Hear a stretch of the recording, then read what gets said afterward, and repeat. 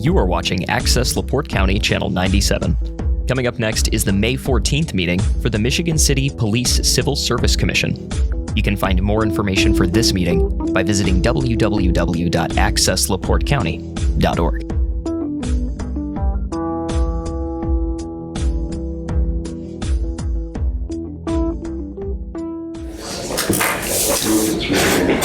So before we start the meeting, I'll ask everybody to stand for the Pledge of Allegiance.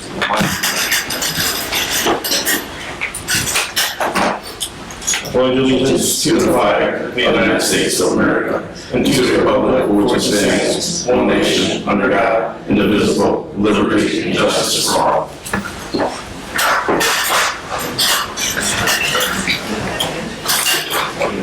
Looks like we have a quorum. I'll take roll call. Commissioner Harris is out today, so Commissioner Simmons here, and Commissioner Matsky's here. Start off with old business. I don't think we have anything, do we? no old business, Do you have anything under new business? no new business, Okay. I don't think there's any claims to be paid either. no claims. So I'll turn it over now to Chief Corley, and he'll have a rewards presentation as well. Thank you, sir.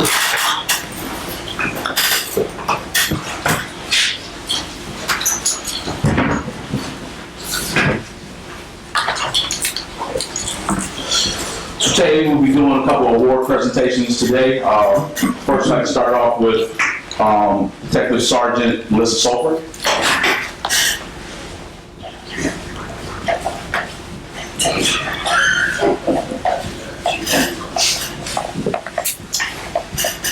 Detective Sergeant Melissa Sulfur was on the 14th day of May, subject of a letter of commendation.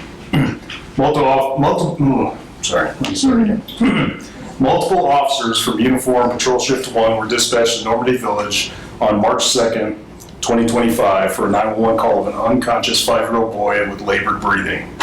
Officers arrived and found the young boy unconscious with labored breathing. EMS discovered numerous bruises on the body and that were suspicious and rushed him to the hospital with life-threatening injuries. A search warrant was obtained for the apartment, which yielded multiple pieces of evidence. A neighbor advised Sergeant Sulfur about this incident occurring where they had heard the little boy say, "No, please stop, I will be a good boy." This neighbor then heard water splashing like someone thrashing in water. The autopsy indicated he died from fatal head trauma with multiple impacts to the head and ruled a homicide. Sergeant Sulfur attempted to interview the father to gather more information about what had happened, and he declined cooperation in this investigation. Sergeant Sulfur then interviewed the mother for countless hours and learned that the father's actions likely resulted in, in the son's death. The details surrounding his actions that were horrific and unconscionable. The injuries documented to the boy during the autopsy clearly supported that the boyfriend's actions were intentional, reckless, and unjustified. It's the mother, right? The mother informed Sergeant Sulfur the boyfriend coached her as to what to say to place the 911 call, and then coached her on what to say during the interviews that took place, with them being arrested for causing her child's death. Sergeant Sulfur, during the interview, she stated she thought they would be safe by just aiding by what he said. Abiding, excuse me. The specific details surrounding the nature of this incident are extremely painful, shocking, and upsetting. Therefore, these details are not documented in this letter. The events this young child were exposed to are simply shocking and completely incomprehensible. Sergeant Sulfur worked very closely with the LaPorte County Prosecutor's Office to secure criminal charges for neglect of a dependent resulting in death, level 1 felony. Captain Urbancic stated, "I watched Sergeant Sulfur work tirelessly both on and off duty since this investigation began to gather additional evidence, process evidence, conduct additional interviews, execute numerous search warrants, and review countless records. She also worked relentlessly to bring justice to the child and his family for this senseless act. She remained focused and dedicated to holding the parents accountable for their actions." Detective Sergeant Melissa Sulfur, during this event, were recognized by the command staff and are in keeping with the highest standards of the Michigan City Police Department. It gives great pleasure to present you with this letter of commendation.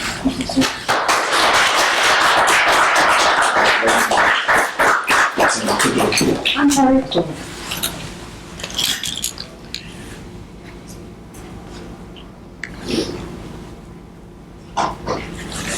before we go on, go further, like to, no, you stay. Off script a little bit. I'd like to thank officers and detectives out here to support the officers today in their rewards. So we got Captain Urbantic, Corporal Polisky, Detective Miller, Sergeant Aguia, and Corporal Elkins here. So thank you all for coming to show support. Would you guys like to come on and take a picture?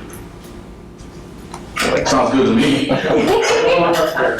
It's in between the hours of 8 and 4, so whatever I say goes. No. Would you all please come up and take a picture with Sergeant Sophie, please? Yeah, you got in the middle. Short ones. Oh, yeah, I got you bring it back. What you say? There we go. Oh, wait, Sergeant Miller, come on up. No. That's bad time. Come on.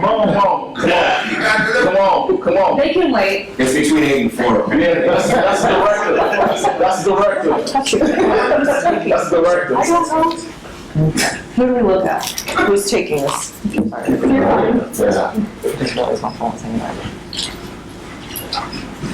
In the back. Don't tell me in the back. You want to tap on the side? I'm a long picture.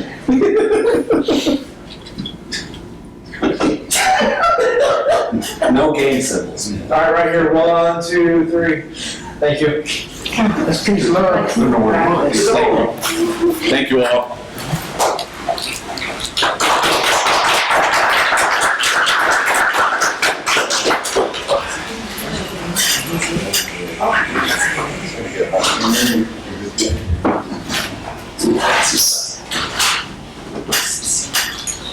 Lieutenant Ramian. You better read this. You're short, so let me walk. Well, so what happened, I already switched over. He already switched over. And, sorry about that. I'm dying. So I just turned the air on, so. Lieutenant Jeff Ramian was on the 14th day of May 2025, the subject of a life-saving award presented by Chief Martin Corley for outstanding service as follows. On April 12th, 2025, at approximately 21:30 hours, Lieutenant Jeffrey Ramian was called in while off duty to respond to an armed suicidal subject at the Meyer Grocery Store in Michigan City. The subject had entered the outdoor garden center area and was threatening to take his own life with a handgun, which he held against his head with his finger on the trigger. Responding without hesitation, Lieutenant Ramian, who served as the department's trained crisis negotiator, took the lead role and attempted to de-escalate the situation. Over the course of approximately 6 hours, he maintained steady, patient communication with the subject, who remained visibly distraught and resistant to surrender. Throughout the standoff, the subject kept the firearm pressed to his head, and although attempts were made to convince him to disarm, he refused. Through Lieutenant Ramian's continued efforts, the subject eventually agreed to remove the magazine from the firearm and toss it away from himself. While this action did not fully neutralize the threat, since a round could still have remained in the chamber, it did reduce the firearm's capacity to inflict further harm and marked a significant shift in the subject's engagement and mindset. As the standoff continued, the subject became physically and emotionally exhausted. He appeared to briefly doze off or lose control of the firearm when the subject fired a single round into his chest. Thanks to Lieutenant Ramian's prior intervention and the removal of the magazine, the incident did not end in a fatal gunshot. Officers moved in immediately to provide aid, and the subject was transported to the hospital where he is expected to survive. Lieutenant Jeffrey Ramian's commitment to preserving life, along with his skilled, methodical, and compassionate approach to crisis negotiation, directly contributed to a life being saved. His actions reflect the highest ideals of law enforcement and public service and bring great credit upon himself and the Michigan City Police Department. Lieutenant Jeff Ramian, your actions personify the spirit of cooperation of all law enforcement officers and emergency responders and are in keeping with the highest standards of the Michigan City Police Department. For your actions, I award Lieutenant Jeff Ramian with this life-saving award. Congratulations, Chief.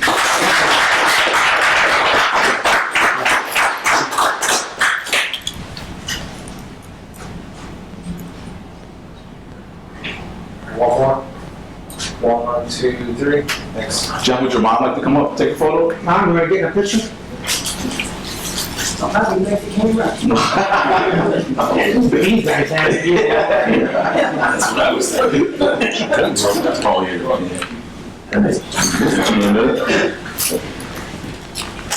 Right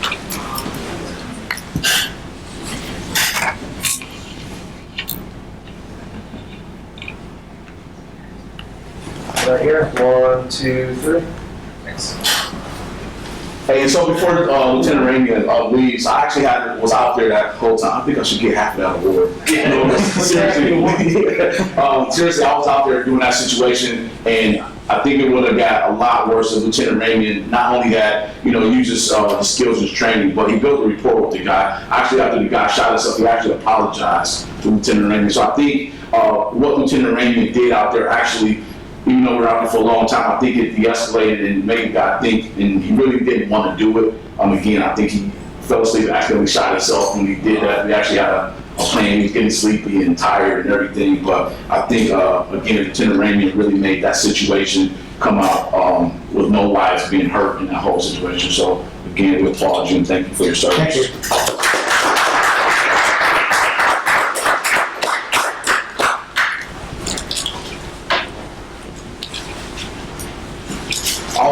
Canine Officer Kane Fletcher.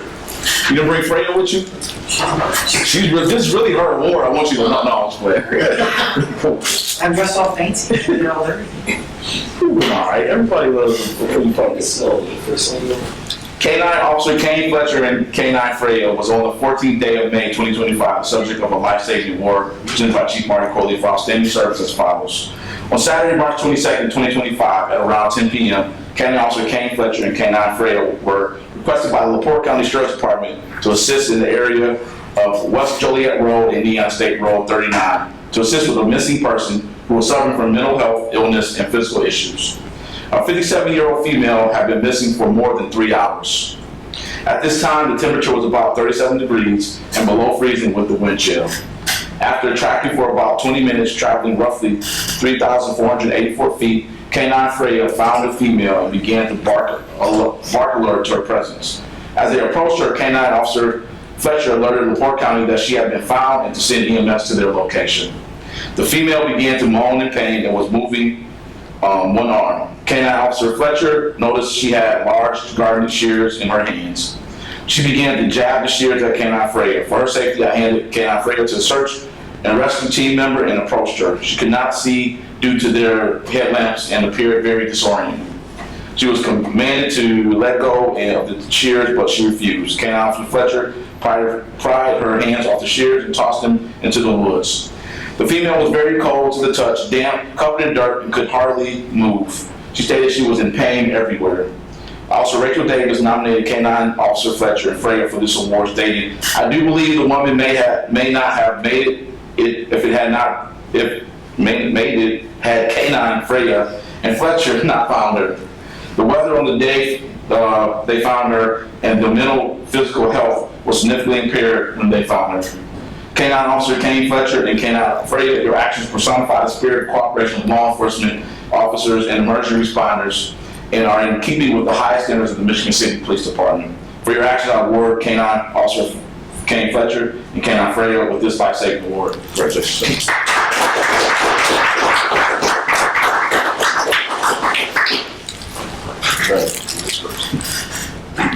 What do we look at? No, it's just. All right, one more. 1, 2, 3. Thank you.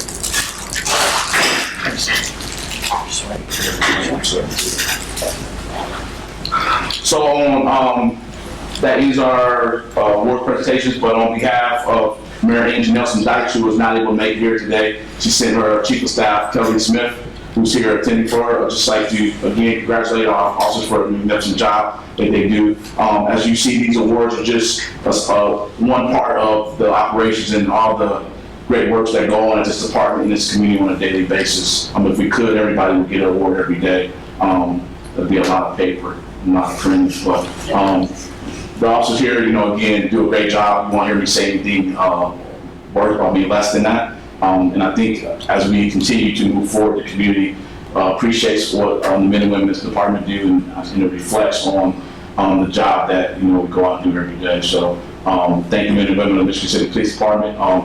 Thank the Commission for allowing us this opportunity to present these awards, and we'll continue to present awards as they come along because of the work our people are doing. So thank you.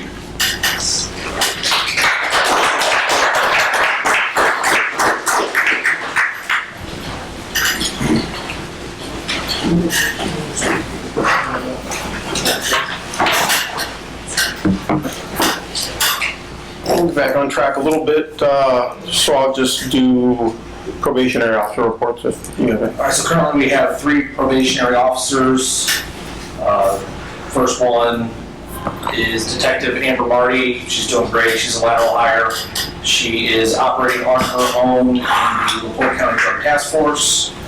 Probationary officer Carol Patina, who's also a lateral hire. Again, doing well. She is operating on her own on midnight shift. Then we have Officer Shane Motzhagen. He recently graduated from NILEA, where he received 2 awards, one being the highest criminal law score, and the other award being the highest GPA for the duration of the academy. So, shout out to him. He did a great job and, represented us very well. He's currently in his first full week of Phase 4 with Officer McDaniel on afternoon shift, and he is on pace to be released on his own in the appropriate amount of time. And with that said, I think we're down 1 officer right now, but that's anticipated to be filled here shortly with a lateral transfer that we have coming in. And then there's a retirement of Sergeant Wodelski, I believe, and that takes it, well, she's retired, but it's not official until the first week of June. And so at that point then we'll fill the promotions or the rankings that'll open up a corporal ranking and a sergeant ranking upon her retirement, and then we'll be down 1 more. But we have people in the stable ready to come on, so we're good. I'll turn it back over to Chief Corley. Okay, thank you. Again, great job, Officer Motzhagen, on his graduation. I think the last 3 academy classes at NILEA, we've had officers come away with awards. So the next officer that we send to the academy will have high expectations. Again, congratulations to all those who received awards today. At times, this job can be tasking and overwhelming, but it's always great to see that our people, no matter what, rise to the occasion and make sure that our community gets the best service and they're effective in their jobs. And at the end of the day, preserving lives is important on both sides when it comes to police officers and our civilians. So thank those who do this job and continue to give 100% every day, actually 110%. Some announcements. We have our Youth Leadership Academy. That's going to be June 9th to 13th. That is for 6th and 7th and 8th graders that will be in that grade during the 2025-2026 school year. The last day for registration is May 27th. You can turn those in here at the police department and you'll be notified about reference your acceptance into the program. Again, another great week that we have here at the police department on an annual basis with our youth, getting them to know our officers, getting to know our community, and just getting them to even work together. So make sure if you have a child that age, you get them signed up. We do have a capacity that we're looking to fill. I think that's right around 50 participants, so that's filling up quick, so get your applications in. We have some more awards that will be given. D1, the District 1 Law Enforcement Council, which is made up of sheriffs and chiefs of police throughout the Northwest Indiana region. We meet on a monthly basis. Different departments have different subjects we talk about, but one of the biggest things we do, we network, get to know each other, which allows us to work together when needed in crisis type of situation or when we need help or just need some advice. We do a awards luncheon every year. And so this year, we actually put in several of our people for awards, and 2 were won. The LaPorte County Drug Task Force won Exemplary Service Award, and Jocelyn Colburn, our police social worker, won the Civilian Award. So they will be presenting those awards on May 28th at 11 a.m. at the Indiana Convention Center. Also, another big congratulations out to 2 of the major pieces of why this operation here runs smoothly. Chief Forker and Chief Cooney will be awarded the Unsung Hero Award, which is presented by the Michigan City Human Rights Commission this next month. June 12th is the dinner banquet at 6 p.m. at the Senior Center. The tickets are $25 to attend. If you are interested in tickets, you can see any member of the Human Rights Commission. I'm also a member, so if you want tickets, let me know to attend. But again, great congratulations and well-deserved award by two of the people. I always tell people a lot of times people see me and they give me a pats on the back and congratulations, but really it's not only the men and women of this department who really deserve those more than I do, but Chief Forker and Chief Cooney really make sure that things are run efficiently around here, and they also keep me out of trouble. So that helps us out a lot. But really appreciate them and well-deserved award for them. So if anybody would like to, participate or come and help celebrate their award, feel free to reach out to get tickets. I did purchase a ticket table for the department, so also see you might have some tickets available for the officers here to attend. Prostate workshop tonight here at 6 p.m. in the community room. This is a partnership we're actually hosting for the Minority Health Coalition or Minority Health Partners of LaPorte County. Dr. Carrie Ransom will be here to talk about prostate health. So it's open to the community, really open to our officers to also come in and get the information about that. So feel free to come here again 6 p.m. tonight. A personal branding and content creation strategy workshop. We're hosting that along with Sayla Brooks with True Vision Media. He'll be conducting the classes May 29th and May 30th from 10 a.m. to 12 p.m. If you go on his website, and I will be making a post on our website to register, feel free. I'm not sure the pricing, but again, if that's an interest of yours, please feel free to register and come out to the classes. And we are approaching close to the end of the year for the school year. I guess two things I want to kind of talk about as we get into the summer. Orbeez guns. If you're a parent with the kid with Orbeez guns, please make sure you talk to your child about being respectful to others. We have had issues with kids going around the city, driving around in cars and shooting people with Orbeez guns. It may not be a real gun, but when you are inflicting, I guess, pain or suffering on folks that are not participating with your games or whatever you're doing, there is potential for criminal enforcement. So please be aware, if there's opportunity for us to arrest people for that, we will. But please stop. And parents, please have these talks with your children. And the last one is fireworks. We've already started. To let you know, fireworks are illegal. There's only a certain time that you can shoot fireworks in the city of Michigan City during the year.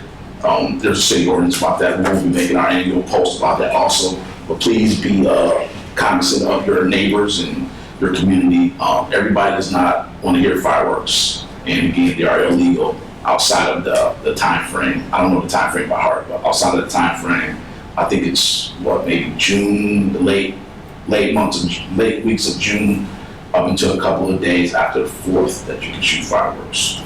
So please, again, respect your neighbors and your community. With that being said, that's it for me. Good morning. I'll run through the April calls for service. We had 3,457, which was 481 less than March. For case reports, we had 374, which was only one less. Arrests, we had 173, which was 21 less than March. 18 were juveniles, 155 were adults. Shots fired calls were up a little bit, 51 for April. We had 9 less in March. Firearms seized was 11. Speeding tickets between citations and warnings was 133. 16 of those were citations, 117 warnings. We are doing an opioid safety blitz for seatbelt violations between May 17th and May 31st. we'll be putting out some media on that as well. I do want to congratulate everyone who received an award. I was actually surprised Lieutenant Ramian hadn't had a life-saving award yet, considering how many years he's been here, but I think he's had more exceptional service awards because of that as well. So great job.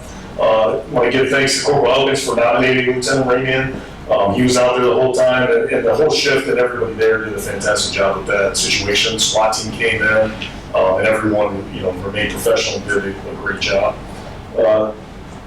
Sergeant Sofer, again, was nominated by Corporal Advancing, or Captain Advancing.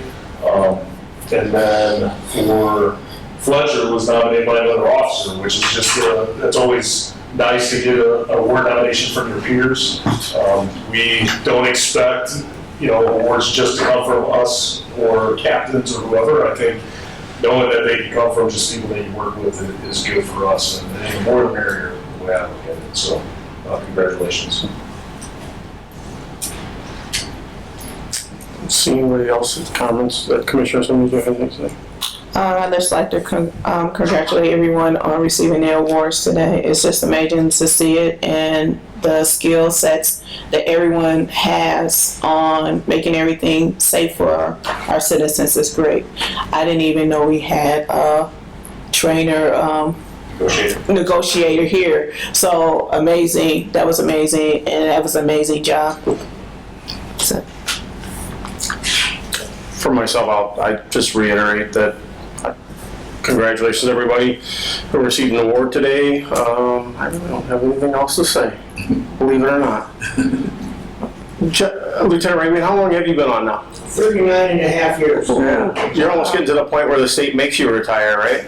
3 years and 5 months. Well, congratulations. You'll be missed when you're gone, that's for sure. Public comment?